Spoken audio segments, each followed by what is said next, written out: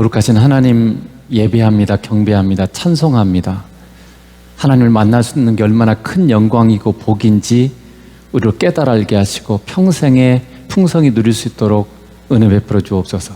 예수 그리스도의 십자가를 통해서 하나님이 우리와 하나님이 만날 수 있는 길을 내주셨사온데 그 복된 길, 그 영광스러운 길을 하나님 우리가 놓치고 살지 않도록 은혜 베풀어 주시고 이 시간도 아버지를 만나고 주님을 만나고 성령을 만나서 그 아름다우심을 그 영광을 풍성히 경험하는 귀한 시간 되게 하셔서 그 아름다움으로 말미암아 세상의 모든 것을 잊어버리고 오직 주님만 사랑하고 오직 주님만을 추구하는 사람들로 우리 모두가 성장할 수 있도록 복 주시옵소서. 감사하고 예수님의 이름으로 기도드리옵나이다. 아멘. 오늘 설교는 조금 약간 기본적인 그런 내용인데 굉장히 중요한 그런 내용일 수 있습니다. 우리가 성경을 읽을 때, 복음을 읽을 때 하나님의 의중과 심정을 알지 못하면 굉장히 큰 문제가 생겨요. 성경을 너무 피상적으로 읽고 껍데기만 읽는 그런 수준에서 우리가 성경을 읽을 수 있기 때문에 그렇습니다. 자, 로마서 10장 3절을 보면 이런 말씀이 있어요. 하나님의 의를 모르고 자기 의를 세우려고 힘써 하나님의 의에 복종하지 아니하였느니라. 그러니까 하나님의 의를 잘 모르면 하나님께서 인정하는 진짜 옳음이 뭔지를 알지 못하면 사람들이요 자기 의를 세우려고 한다는 거죠. 자기 의를 세우려고 하나님께 힘써 복종을 안 해요. 이런 일이 있다는 거죠. 근데 지금 이런 일이 바울의 시대에만 있었던 거냐면 그렇지 않습니다. 지금 시대도 똑같아요. 지금의 시대도 이러한 현상들이 모양만 좀 바뀌었을 뿐이지 여전하다는 거죠. 그러므로 여러분, 복음에 나타나는 하나님의 의중, 하나님의 뜻 또는 생각 이렇게 말할 수도 있겠어요. 의중과 심정을 알고 하나님이 진정으로 하는 복음의 삶이 뭔지를 여러분 깨닫고 여러분의 삶 가운데 이루어지길 축복합니다. 자, 오늘 사도행전 21장 20절에 보면 이런 말씀이 있어요. 그들이 돕고 하나님께 영광을 돌리고 바울도 이르되 형제여 그대도 보는 바에 유대인 중에 믿는 자 수만 명이 있으니 다 율법의 열성을 가진 자라. 여러분, 바울이 예수 그리스도의 복음을 세상에 전하는 데 있어서 바울을 반대하고 복음을 반대하고 핍박했던 사람들이 있었습니다. 근데 그 사람들이 믿지 않는 유대인만 있었던 게 아니에요. 믿는 유대인도 있었다는 거예요. 오늘날도 여러분, 성령님의 역사를 가장 반대하는 사람들이 세상에 안 믿는 사람만이 아니에요. 율법적인 신자, 그리고 주님과 제대로 예수 그리스도를 제대로 만나고 살지 않는 그런 성도들도 그럴 수 있어요. 그렇다면 여러분, 지금 오늘 본문에 나오는 유대인들이 율법의 열성을 가졌다고 되어 있잖아요. 율법의 열성을 가지는 게 왜 문제가 되는가? 사실 이 유대인들이 율법의 열성을 가지고 지금 어떻게 해요? 바울을 반대하고 있잖아요. 핍박하고 있잖아요. 왜 율법의 열성을 가지는 게 왜 문제가 되는가? 이걸 우리가 살펴보는 거죠. 율법이 뭐죠? 율법은 하나님이 주신 법이에요. 법인데 이 율법은 뭐냐면 스스로의 힘으로 의롭게 되려는 거예요. 그리고 스스로의 힘으로 의롭게 될 수 있다고 믿는 거예요. 이게 율법의 중요한 정의예요. 그러니까 내 스스로의 힘과 노력으로 내가 하나님이 기뻐하는 삶을 살 수 있다. 나는 의롭게 될 수 있다. 이렇게 믿는 게 율법을 가지고 살려는 사람들의 이 마음인 거죠. 근데 성경은 뭐라고 말합니까? 인간은 스스로 의롭게 될 자가 아무도 없습니다. 아무도 없다고 말하고 있어요. 자, 로마서 3장 10절 보세요. 기록된 바 의인은 없나니 하나도 없으며. 하나님의 선포예요, 이게. 사람들이 뭐라고 말해도 하나님께서 말씀은 그건 진리예요. 그것을 거부할 자도 그걸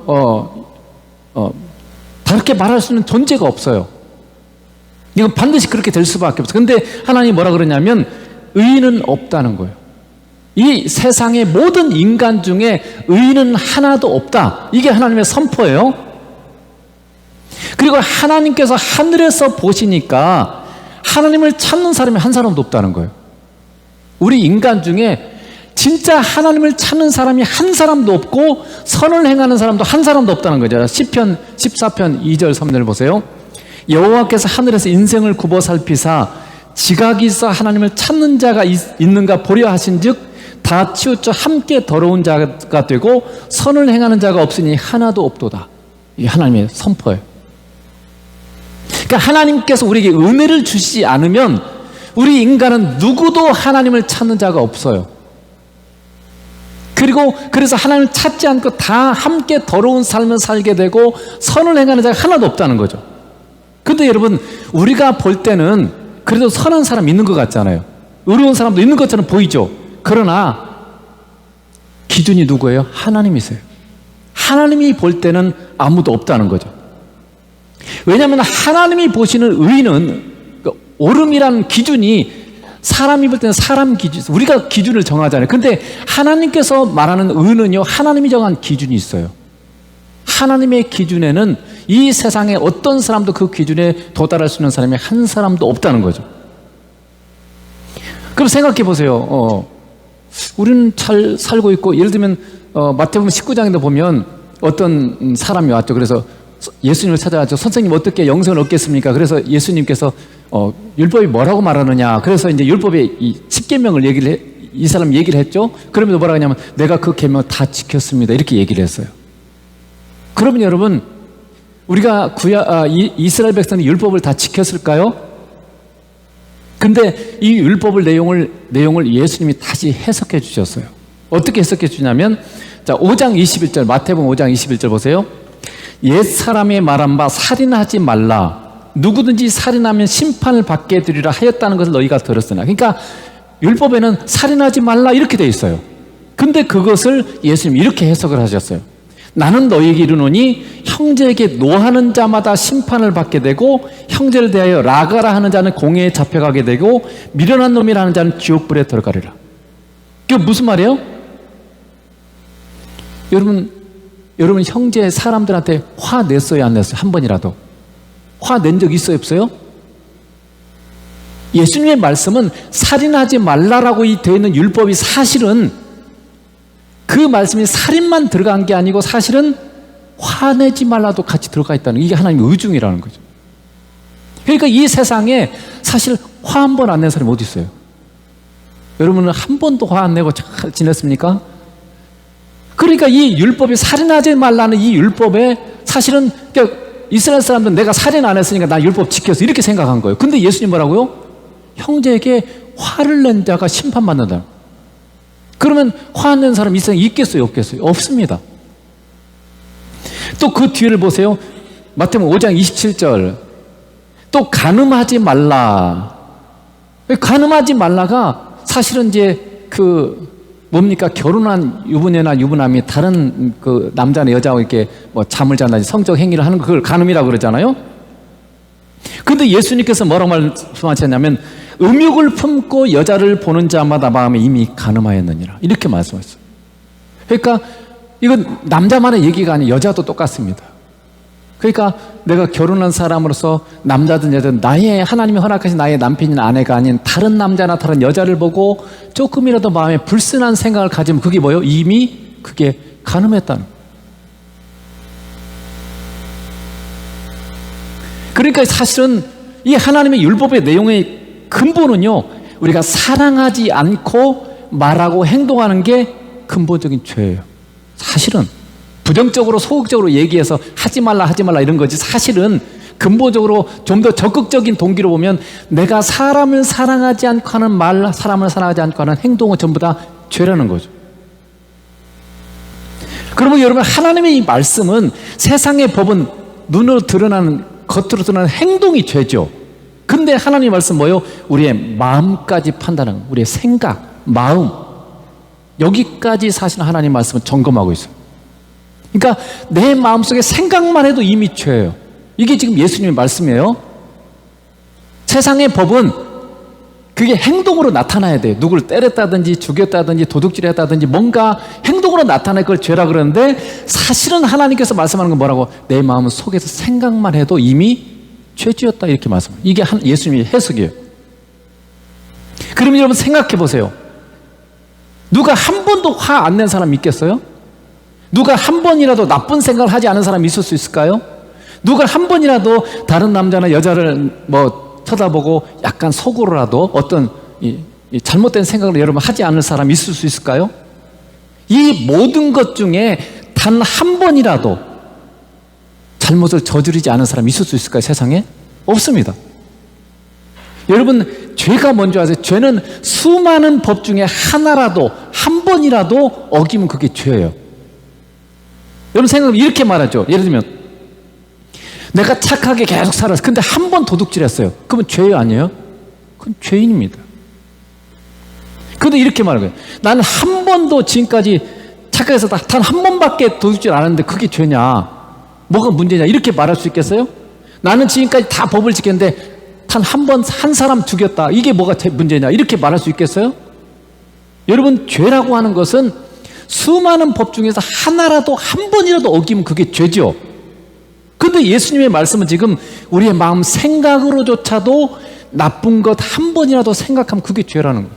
그러면 이 세상에 여러분 죄인 아닌 사람이 있을까요? 의로운 사람이 한 사람도 있을까요? 이 세상에 의인은 하나도 없어요.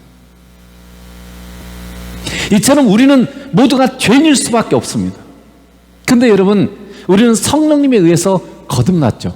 다시 태어나고 우리 영이 죽었던 우리 영이 다시금 살아났어요. 그래서 성령님에 의해서 거듭난 사람들만이 예수님을 믿고 만날 수 있어요. 자, 근데 이 거듭났다고 하는 말도요, 내가 구원받았다는 말도 죄를 짓지 않을 수 있는 거지 죄를 짓지 않는 게 아니에요. 이걸 여러분이 기억해야 돼요. 아담과 하와는 죄가 없었습니다. 그럼에도 불구하고 죄를 지었죠. 마찬가지로 우리도 거듭나서 죄를 하나님이 없애주셨어요. 그렇지만 여전히 우리도 마찬가지로 사단의 꾀임에 넘어가서 또다시 죄를 지을 수 있어요. 이게 우리의 우리의 지금 현재 모습이라는 거죠. 그래서 여러분, 우리 믿는 자의 구원은 단순히 그 중생의 구원, 그러니까 우리가 예수님을 안 믿다가 믿는 구원뿐만 아니라 성화의 구원, 내가 계속 거룩으로 성장하니 성화의 구원조차도 하나님의 은혜예요. 자, 에베소 2장 8절 9절을 봐보세요. 자, 너희는 그 은혜에 의하여 믿음으로 말미암아 구원을 받았으니 이것은 너희에게서 난 것이 아니요 하나님의 선물이라. 행위에서 난 것이 아니니 이는 누구든지 자랑하지 못하게 하랍니다. 왜 우리가 우리의 행동을 우리의 의지와 우리의 힘으로 구원을 못 받게 하셨냐면요, 우리의 힘으로 내가 구원받으면 자랑이 돼요. 그렇죠? 내가 잘해서 구원받은 거잖아요. 내가 뭘 깨달아서 구원받았다. 그러면 자랑이, 저 사람 못 깨달았는데 나는 깨달았잖아. 그러면 내가 자랑이 되죠. 근데 우리의 구원은요, 우리의 깨달음, 우리의 노력으로 되는 게 아니에요. 이게 뭐라고요? 그 은혜에 의하여 믿음으로 말미암아 구원을 받았다고 했어요. 여러분, 우리말은 참 이게 해석이 좀 어려운데 여러분 영어 성경이 잘 보일지 모르겠어요. 자, 이게 보세요. For it is by grace you have been saved through faith, and this is not from yourselves. 이렇게 되어 있죠. 그러니까 this is not from yourselves 할 때 이 this가 뭐냐면 faith예요. 믿음이에요. 믿음은 너희로부터 난 것이 아니다. 그리고 it is the gift of God. 그때 그 it도 누구냐? faith예요. 그러니까 이 믿음은 하나님의 선물이에요. 은혜가 하나님의 선물이 아니에요. 지금 영어 이게 해석을 보면 영어는 항상 가까운 쪽을 꾸며주는 거예요.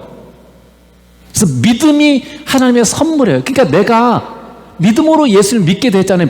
믿음에 의해서 은혜로. 그러니까 그 믿음을 하나님이 내게 선물로 주셨어요. 그러니까 내가 예수를 믿게 됐다는 그 말이죠. 그래서 여러분이 구원받은 사람이 어떻게 하냐면 그냥 어느 날 성경이 믿어져요. 믿음이 이게 선물이기 때문에. 그 전에는 아무리 믿으려고도 안 믿어졌어요. 이 성경이 무슨 이게 말도 안 되는 소리냐, 이 과거하고 무슨 이게 뭐 일치도 안 되는 거고, 이게 어떻게 보지도 않는데 어떻게 믿냐, 이렇게 그랬어요. 안 믿는 사람 다 그렇게 얘기하죠. 근데 여러분은 믿어지잖아요. 본 적도 없어요. 그렇죠? 근데 어느 날 믿어져요. 저도 한번 얘기했잖아요. 주일학교 다니는데 선생님이 그렇게 얘기했어요. 예수님이 십자가에 죽으시 부활한 걸 믿어야 구원받는다. 이렇게 얘기를 해서 그래서 하나님, 내가 예수님이 십자가에 죽으시 부활한 걸 믿게 해주세요. 이렇게 기도했는데 안 되더라고요. 근데 어느 날 그냥 믿어지더라고요. 예수님이 십자가에 죽으시고 부활한 걸 내가 본 것도 아닌데 그냥 믿어져요. 그분이 하나님의 아들이고 그분이 하나님이시면 그냥 믿어져요. 천국과 지옥도 그냥 믿어지는 거. 이게 지금 하나님의 선물이라는 거죠. 여러분이 만약에 성경이 믿어지고 예수님이 믿어지면 그게 여러분 지금 구원받았다는 증거고 하나님의 믿음을 여러분이 선물로 주었다는 증거예요. 구원받지 못한 사람은 아무리 믿으려고 해도 그게 안 믿어져요. 그거는 억지로 되는 게 아니에요. 아무리 말한다고 되는 게 아니에요. 그거는 하나님께서 선물을 주시지 않으면, 이 믿음의 선물을 주시지 않으면 누구도 믿어지지 않아요. 그래서 여러분 그걸 우리가 희미하게라도 이게 확고하게 막 선명하게 이렇게 안 믿어져도 그게 희미하게라도 믿어지니까 지금 교회 나오고 여러분 예배 드리고 있는 거 아니에요. 그러니까 기도하는 거죠. 안 믿어지면 왜 기도해요? 그렇지 않아요? 그래도 뭔가 하나님께서 우리 기도를 들어주신다고 희미하게 정확하게는 잘 몰라도 믿어지니까 기도하는 거 아니에요? 자, 근데 이 믿음의 사람들은 누가 오시냐면 성령님이 오셨어요. 믿는 자 안에 성령님이 그 안에 온 사람들. 자, 로마서 8장 14절을 또 넘겨보세요. 무릇 하나님의 영으로 인도함을 받는 사람은 곧 하나님의 아들이야. 누가 진짜 하나님의 자녀냐면 성령님의 인도함을 받은 사람이에요. 성령님의 인도함을 받지 않는 사람은요, 받지 못하는 사람은 믿는 사람 아니에요. 구원받지 못한 사람이에요. 구원받은 사람은 성령님의 인도함을 받는 사람이에요. 그러니까 오직 구원받은 자들만이 성령님의 인도함을 받아요. 성령님은 우리를 어디로 이끄세요? 인도한다는 게 이끌어간다는 얘기잖아요. 안내하고 이끌어간다는 뜻인데 어디로 이끌까요? 우리를 항상 예수님께로 인도해요. 그리고 예수님을 사랑하고 예수님을 따라가는 길로 인도하세요. 그러니까 여러분, 제가 항상 얘기했지만 주일날 다른 데 갈 일이 있어요. 친구가 만나자 그래요. 어디 놀러 가자 그래요. 근데 어떻게 해요? 내 안에서 거기 가지 말고 교회 가야 된다, 예배하러 가야 된다, 예수님 만나러 가야 된다, 그런 생각이 내 안에서 일어나요. 그렇지 않던가요? 왜냐하면 성령님은 주일에 예배를 통해서 우리가 예수님과 만나고 교제하기를 원하기 때문에 그곳으로 우리를 이끄시기 때문에 그래요. 그 생각이 내 생각이 아니고 성령님의 주시는 감동이에요. 인도하심이에요. 여러분 생각해 보세요. 안 믿는 사람이 주일날 친구하고 놀러 가는데 나 교회 가야 되는데 이런 생각 들겠어요, 안 들겠어요? 나 교회 가서 예수님 만나야 되는데 이런 생각 들어요, 안 들어요? 안 듭니다. 성령님이 없거든요, 그들에게는요. 그러니까 그들에게는 예수님을 만나야 되고 예수님을 사랑해야 되고 예수님을 따라가야 된다는 생각 자체가 없어요. 근데 구원받은 사람, 그 안에 믿음을 선물로 받고 그 안에 성령님이 들어온 사람은 이게 자꾸 뭔가 내 속에서 내가 잘못된 길을 가려고 할 때, 내가 예수님과 멀어지려고 할 때 자꾸 내 안에서 주님, 예수님을 가까이 해야 되는데, 예수님을 사랑해야 되는데, 이런 생각이 들어요, 안 들어요? 만약에 여러분에게 그런 생각 전혀 없으면 여러분 구원받은 자 아니에요. 여러분 안에 성령님이 계시면 틀림없이, 여러분이 구원받은 자 천국 갈 자 맞으면 성령께서 틀림없이 그런 마음들을 우리에게 주시는 거죠. 그래서 여러분, 내가 걱정하려고 할 때 어떤 생각이 들어요? 걱정하지 말고 주님께 기도해라, 이런 생각이 나요, 안 나요? 그게 나게 돼 있어요. 예수 믿는 사람, 성령님이 그 안에 계신 사람은 그렇게 되는 거죠. 화를 내려고 하는데 용서해라, 누구한테 화내려고 하는데 용서해라, 그런 마음이 생겨야 안 돼요. 화를 내버렸는데 나중에라도 생길 수가 있겠죠. 그때 내가 용서했어야 되는데, 그런 생각이 내 안에 떠올라요. 또 힘든 일을 만났을 때도 범사에 감사하라, 그런 생각이 내 안에서 떠올라요.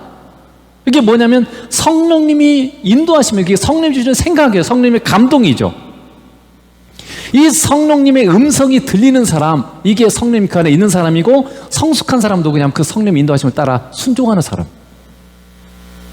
좀 미숙하고 아직 성장이 덜 된 사람은 그게 들려도 이게 내 생각인지 성령님 생각인지 몰라요. 그것도 잘 모르고, 그리고 순종도 안 해. 그래도 그냥 하고 싶은 대로 해버려. 근데 성숙한 사람, 믿음이 좋은 사람은 내 안에 들리는 성령님의 감동을 따라 순종하는 거죠.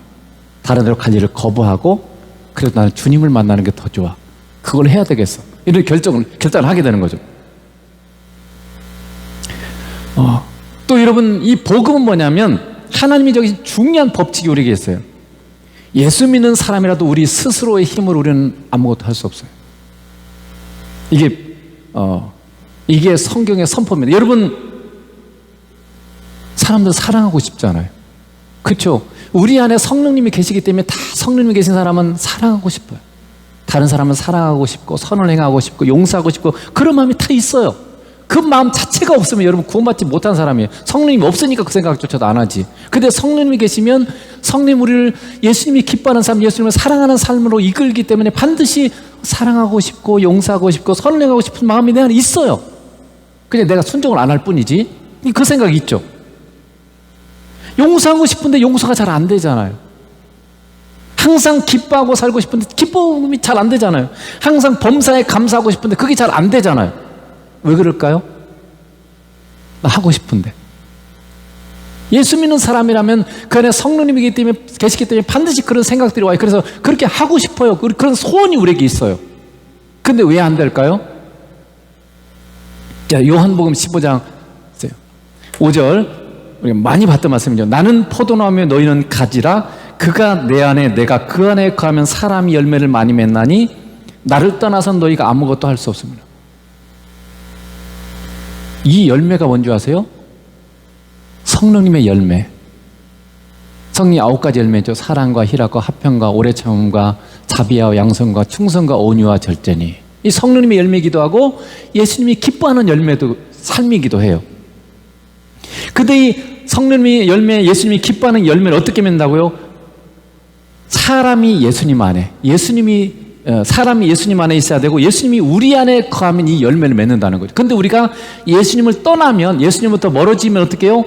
우리는 그 열매를 맺을 수 없다. 아무것도 할 수 없다. 이렇게 얘기하고 있죠. 그러니까 하나님을 기쁘게 하는 선한 삶, 사랑의 삶은요, 우리가 주님과 함께 할 때만, 주님을 만나고 그분과 동행할 때만 가능하다는 거예요. 우리가 주님으로부터 멀어지고 떨어지면 우리는 결코 하나님을 기쁘게 하는 삶을 살 수 없어요. 나 스스로도 기뻐할 수도 없고 용서가 안 되고 사람을 사랑할 수 없어요. 왜냐하면 이게 하나님의 아이디어예요. 하나님의 의중이에요. 하나님께서 우주를 창조하시기 전에 그렇게 계획하셨어요. 사람은 하나님과 예수님과 함께 할 때만 하나님이 기뻐하는 삶을 살 수 있도록 그렇게 하나님께서 우리를 창조하셨어요. 그렇게 만드셨어요. 이 우주를 만들 때도 그렇고 우리를 만들 때도 그렇게 만들어 놓으셨어요. 그러니까 하나님의 계획은 이 구원을 통해서 우리 믿는 자가 성령님의 인도하심 가운데 예수님을 만나고 예수님과 사귀고 예수님을 사랑하며 예수님과 동행할 때만 하나님이 기뻐하는 열매를 맺도록 그렇게 하셨어요. 이게 하나님의 계획이에요. 구원의 계획이고, 그러니까 우리는 언제나 성령님의 인도하심을 가운데서 예수님과 함께하는 삶을 살아야 되는 거예요. 제가 이번 주 기도를 하면서 기도하면서 설교를 준비하다가 깨달은 중요한 걸 하나 깨달았어요. 근데 여러분 다 아는 거야. 뭔지 아세요? 복음의 가장 큰 대적이 있어요. 그 대적이 뭔지 아세요? 내가 예수님 없이 스스로 힘으로 예수님을, 하나님을 기쁘게 할 수 있다고 생각하는 거예요. 내가 예수님과 만나지 않고 예수님과 함께 하지 않으면서도 내가 하나님을 기쁘시게 할 수 있고 예수님을 사랑할 수 있다고 생각하는 이것이 가장 복음의 대적이에요. 그게 뭡니까? 율법이에요. 지금 유대인들이 믿는 자들이에요. 그런데도 불구하고 믿는 자인데 예수님과 함께 하지 않으면 스스로의 힘으로 내가 하나님을 기쁘게 하지, 이런 삶을 사는 거죠. 그런데 여러분, 예수 믿는 우리도 얼마나 그런 삶을 많이 삽니까? 내가 예수님을 사랑하고 예수님을 가까이 하지 않으면서 내 스스로 힘으로 한번 하나님 기쁘게 해야지, 내 스스로 한번 감사하며 살아봐야지, 내가 한번 사랑하며 살아봐야지. 여러분 얼마나 우리가 그런 마음을 결단합니까? 이것이 가장 큰 복음의 대적이에요.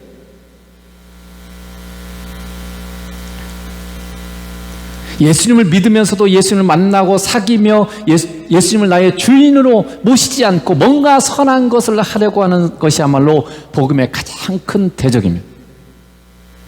주님을 만나지 않고 선하게 살려는 것, 주님을 만나지 않고 사랑하려고 하는 것, 주님을 만나지 않고 감사하려고 하는 것, 주님을 만나지 않고 하나님을 기쁘시게 하는 그런 삶을 살려고 하는 것, 이것처럼 어리석은 것은 없어요. 그런 길은 없습니다. 주님께서 선포하셨잖아요. 나를 떠나서는, 나로부터 떨어져서는, 이런 말이에요. Apart from me. 나로부터 떨어져서는 너희가 뭐라고요? 아무것도 할 수 없다. 하나님이 기뻐하는 삶을, 여기 아무것도 사랑의 삶의 사실, 하나님을 기쁘게 하는 삶을 너희는 살 수가 없다. 이렇게 주님께서 선포해 놓으셨어요. 이것이 바로 율법의 열성을 가진 믿는 유대인들의 모습. 그러니까 자기 힘으로 막 하나님을 기쁘시게 한다고 하면서 어떻게 해요? 예수님을 대적하잖아요. 복음을 전하는 바울을 대적하고 핍박하고 박해하고 그걸 하나님을 위한 거라고 생각하고 있어요 지금. 그래서 성경은 이렇게 선포하죠. 빌립보서 4장 13절, 내게 능력 주시는 자 안에서 내가 모든 걸 할 수 있느니라. 우리가 뭘 할 수 있어요? 교만한 말이죠. 굉장히 교만한 말이에요. 근데 내가 모든 걸 할 수 있다 이렇게 지금 선포하고 있어요. 근데 어떻게 해요? 내게 능력 주시는 자 안에, 누구예요? 예수님이죠. 내게 힘을 주시는 분, 내게 능력을 주시는 분, 예수님 안에서만 나는 모든 걸 할 수 있다. 이게 지금 성경의 선포예요. 내가 예수님 안에 있을 때, 예수님의 은혜와 사랑을 누리는 그 자리에 있을 때, 그때만 나는 하나님이 기뻐하는 그 삶을 내가 살 수 있다는 거죠. 이게 성경의 선포입니다. 근데 하나님을 만나는 자리, 하나님을 만나는 자리가 은혜 받는 자리고 사랑을 누리는 자리잖아요. 근데 그게 지금 예배의 자리고 말씀을 본 자리고 기도의 자리고 우리의 삶에서 임재동행하는 자리죠. 예수님을 만나는 자리가, 진심으로 그분을 만나는 자리, 그게 바로 하나님의 은혜를, 사랑을 누리는 그 자리예요. 근데 그 은혜와 사랑을 누리는 자리에 있지 않고 어떻게 우리가 주님을 기쁘게 할 수 있겠어요? 우리는 내게 능력 주신 자이신 예수님 안에서만 우리는 하나님을 기쁘게 하는 모든 것을 할 수 있다. 이렇게 좀 의역하면 그렇게 말할 수 있겠죠. 자, 그렇다면 이런 질문이 생길 수 있어요. 하나님이 다 그렇게 하시면 도대체 우리는 뭐 해야 되는 말입니까? 우리 뭐 해야 되죠? 모든 게, 믿음도 하나님의 선물이고 내 안에서 이끄시는 분도 성령님이고 주님이 다 우리 안에서 행하시고, 그러면 나는 도대체 뭐 해야 되죠? 이런 이제 질문이 생길 수 있죠. 하나님이 인격적이시고 우리를 인격적으로 대한다면 우리는 우리의 의지로 뭘 해야 됩니까? 이렇게 질문이 던질 수 있죠. 자, 로마서 12장 1절 보세요. 그러므로 형제들아, 내가 하나님의 모든 자비하심으로 너희를 권하노니 너희 몸을 하나님이 기뻐하는 거룩한 산제소로 드리라. 이는 너희가 드릴 영적 예배니라. 그러니까 하나님이 기뻐하는 곳에 나의 몸을 드리는 거예요. 여러분의 몸을 어디다 드려요? 하나님을 기쁘시게 하는 곳에, 하나님을 사랑하는 곳에. 그게 어디겠어요? 예수님을 만나고 예수님과 함께하는 곳에 나를 드리는 게, 이게 하나님 기쁘게 하는 삶이겠죠. 우리의 몸을 아무데나 사용하면 안 돼요. 세상 사람들은 그냥 아무데나 사용하잖아요. 악을 행하는 데 사용하고 거짓말하는 데 사용하고 세상 것을 추구하는 데, 돈을 사랑하는 데 사용하고 뭐 이렇게 잘못된 데 우리 몸을 사용해 버리잖아요. 근데 우리는 어떻게 해요? 하나님이 기뻐하는 곳에, 하나님을 기쁘게 하는 곳에 거룩한 산제물을 우리 드려요. 이게 뭐라고? 예배예요, 예배. 그러니까 우리의 삶 전체가 예배죠. 이 시간만이 공적으로 이렇게 만나는, 이 공적으로 이렇게 만나서 함께 교제하는 이 시간이만 예배가 아니라 우리의 삶 전체가 예배일 거죠.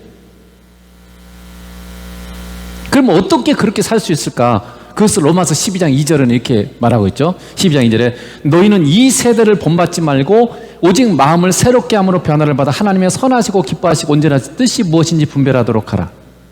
첫째는요, 우리가 선택해야 될 게 뭐냐면요, 이 세대를 본받으면 안 돼요. 그 말이 무슨 말이냐면 이 세상의 사람들의 삶을 따라가면 안 되는 거죠. 그런 삶을 살면 안 돼요. 우리가 의지적으로 선택해야 돼요. 세상 사람들처럼 살면 안 돼요. 세상 사람들이 추구하는 것을 우리도 추구하면 안 됩니다. 이게 지금 우리가 해야 될 거예요. 그걸 선택하면 안 돼요. 세상 사람들이 살아가는 방식, 그걸 우리는 선택하면 안 돼요. 의지적으로 그걸 거부해야 돼요. 세상 사람들처럼 살아가는 방식을 여러분이 선택하면 안 됩니다. 대신에 우리는 뭐라고요? 하나님의 선하시고 기뻐하시고 온전한 뜻이 무엇인지를 분별해야 돼요. 어떻게 하는 게 하나님을 기쁘시게 하는 거지? 이걸 생각해 본 거죠. 근데 그걸 내가 할 수 있는 게 아니고 성령님이, 내 안에 계신 성령님이 그 길로 이끄세요. 그러니까 우리가 할 수 있는 게 뭐예요? 자꾸 성령님께 귀를 기울이는 거죠. 성령님의 인도하심을 예민하게 받아요. 그러려면 어떻게? 우리 마음이 깨끗해야 돼요. 정결해야 돼요. 내가 예수님을 사랑하고 자꾸 다른 데 내 마음을 빼앗기면, 여러분 글쎄요, 여자분들은 그래도 몇 가지 멀티타스킹이 되죠. 여러 가지 일을 할 수 있어요. 설거지도 하면서 음악도 듣고 뭐 다른 것도 하고 하는데, 남자들은 보통 한 가지밖에 못 해요. 텔레비전 보고 있으면 다른 말은 못 알아들어요. 오해하면 안 됩니다. 여자분들이 남성을 잘 이해 못하는 게, 자신들은 되는데 왜 안 되는지 이해가, 분명히 말하는데 못 알아듣는 거예요. 저희 집사는 자꾸 저를 오해하는 거잖아요. 제가 뭔가 하고 있으면 뭔가 얘기했는데 못 듣는 거예요.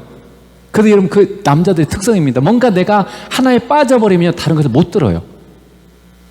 그러니까 우리가 성령님의 음성도 똑같아요. 내가 다른 것, 세상에 다른 것들을 사는 것 추구하면요, 이 귀가 막혀요. 둔해져요. 못 듣게 되기가 쉬워요. 그래서 자꾸 우리가 성경에 너희 눈을 예수님께 고정시키라, 너희 생각을 예수님께 고정시키라는 게 뭐예요? 자꾸 예수님을 쳐다보고 있어야 돼. 무슨 말씀하시는가? 말씀하시옵소서, 제가 듣겠습니다. 이 자세를 계속 갖고 있어야 돼. 내가 살면서 잊어버리면 안 돼. 이러다가 바빠갖고, 일이 바쁘면 어떻게 해? 바쁘니까 잊어버려 버리잖아요. 그러니까 한 번씩 멈춰야 돼요. 너무 바쁘면 안 됩니다. 우리 인생이 멈춰야 돼요. 그래서 자꾸 일을 하다가 한 번 멈춰서 주님 쳐다봐야 돼요. 주님 한번 불러봐야 돼요. 주님 뭐 하실 말씀 계세요? 뭐 하든지 그러니까 주님을 쳐다봐야 돼요. 내가 지금 바르게 잘 하고 있어요? 뭐 물어보든지 이렇게 하는데 막 주님 놔둬버리고 막 뭔가 열심히 하고 있으면요, 주님께서 성령을 통해서 우리에게 뭔가 감동하시고 말씀하셔서 못 들어요. 그러니까 하나님이 기뻐하는 이 삶을 살려면 내가 해야 될 선택이 뭐냐면 자꾸 주님께 나를 고정시키는 내 생각을, 마음을 자꾸 주님께 드리는 이 의지, 이걸 여러분이 발동해야 되는, 계속 다른 데 마음을 빼앗기지 않고 자꾸 주님께로 집중할 수 있도록 하는 그 선택을 여러분이 해야 되는 거죠. 그러면 성령님께서 우리를, 하나님께서 기뻐하는 그 길로, 하나님 언제나 뜻의 길로 성령님은 항상 우리를 이끌어 가세요. 그리고 또 하나 중요한 것은 그걸 거부하면 안 돼요. 우리의 의지의 선택이 뭐냐면 거부하면 안 돼요. 근데 거부를 하기 쉽죠. 우리 몸을 성령님이 인도하시는 대로 주님을 가까이 하고 사랑하고 따르는 대로 우리가 선택하기로 우리가 해야 돼요. 그게 우리가 할 일이에요. 성령님이, 첫째는 성령님께 귀를 기울인 거죠. 주님께 귀를 기울인 거예요. 그래서 우리 마음을 깨끗하게 하고 겸손한 가운데 자꾸 나는 주님 없이는 아무것도 할 수 없어. 이게 겸손이에요. 성경이 그렇게 선포했잖아요. 나는 주님 없이는 아무것도 할 수 없으니까 어떻게 주님 의지해야 되잖아요. 그래서 겸손한 사람이 주님을 찾는 거예요. 여러분이 예수님 안 찾는 사람은 교만한 사람이에요. 우리가 다 교만한 사람들이에요. 그러니까 예수님 안 찾고 막 내 마음대로 살지. 내가 다 갖고 다니잖아요.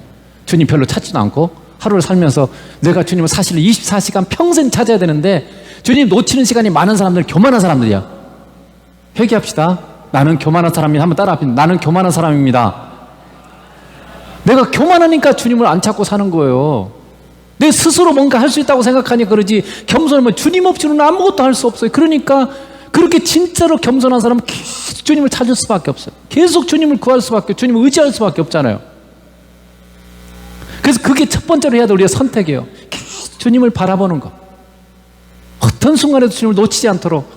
이래다 보면 깜빡 놓칠 수 있기 때문에 제가 그 지혜롭게 하라 그랬잖아요. 여러분 뭐 핸드폰이 스크린 세이브든지 아니면 뭐 갖고 다니는 뭐 수첩인데 거기다 딱 써놔요.